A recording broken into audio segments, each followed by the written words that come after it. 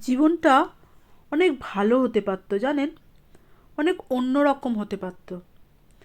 মাতাল স্বামীর হাতে মাথা ফাটিয়ে, মুখ ফাটিয়ে, হাত কাটিয়ে ছেলেকে কোনো মতে বুনিয়াদি স্কুলে ম্যাট্রিকুলেশন পাশ করিয়ে তারপরে অতি কষ্টে একটা সাধারণের থেকেও সাধারণ চাকরি জোগাড় করিয়ে মুখ ভরা কলঙ্ক আর বুক ভরা ব্যথা নিয়ে জীবনটা কাটিয়ে দিতে পারতাম। জীবনটা অনেক ভালো হতো। অন্ততপক্ষে প্রতি মাসে লোনের দেনা থাকতো না, তবু থাকতো মুখে দাগ, মাথায় দাগ, আর থাকতো একটা টালির চালের ঘর।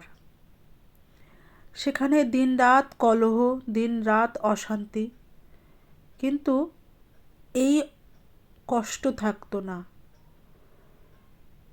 যাই হোক, জীবনটা অনেক ভালো হতে পারতো, বুঝেছেন?